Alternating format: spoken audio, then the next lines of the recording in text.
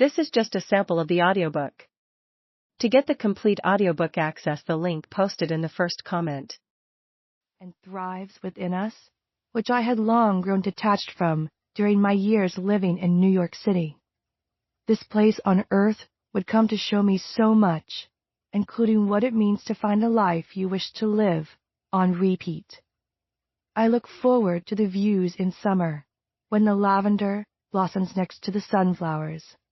I long to taste the sweetness of grapes during autumn's harvest, and to sit by the fire in winter, patiently waiting for the day to come when the world explodes in spring flowers.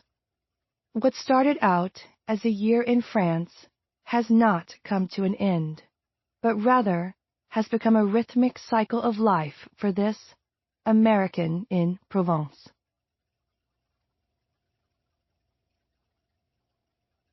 Autumn. Like a drop of gold, Provence shimmers in the warm splendor of autumn's welcoming months. Tourists go back from whence they came, and the people of Provence emerge from the cool shadows and long vacations and fill joyously the village pathways as they go about their daily lives in a sustainable rhythmic beat. All the year's work accumulates in a rainbow of colors on Provençal tablecloths, and at every market as evidence of beautiful abundance from this fertile terroir. Now we drink the deep burgundy wine, the color of blood, the symbolism of life, as we watch the light cast long golden beams, like a torch that turns the vineyard vines aflame in red, orange, and yellow. Fallen leaves swirl in a dance in village squares and dampen the pathways on hikes through nature, foraging for chestnuts and wild mushrooms. Pumpkins, gourds, apples, and pears sit in a pile on kitchen counters as we take our time to enjoy the richness of all that is fall in Provence. Leaving New York. I was floating through the sky, the course of my life set on cruise control. Then a little bump, that's okay. Then another. The fastened seatbelt ding and light came on as the flight attendant prepared to strap herself in, telling us over the corded airplane phone to do the same.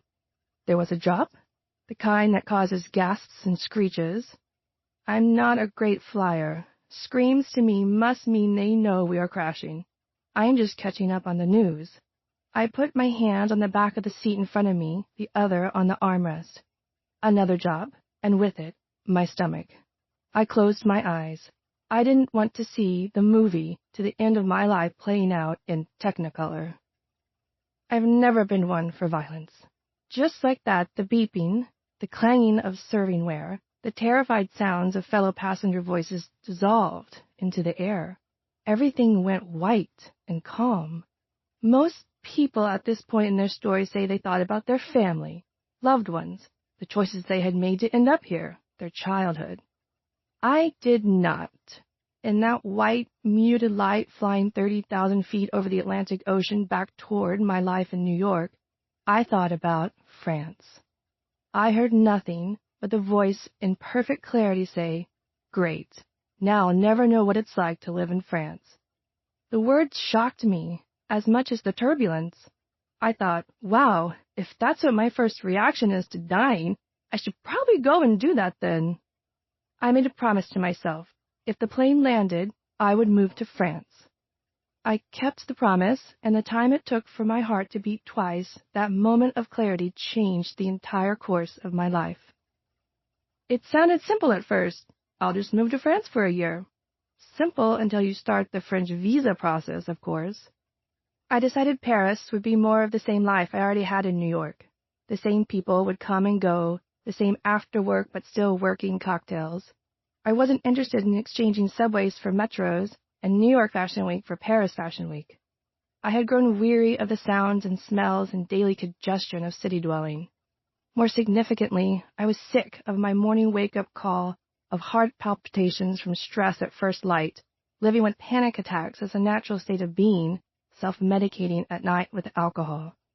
At that time in New York, I was becoming disillusioned with all of life in general, but I wasn't even sure why. I just kept thinking, is this it?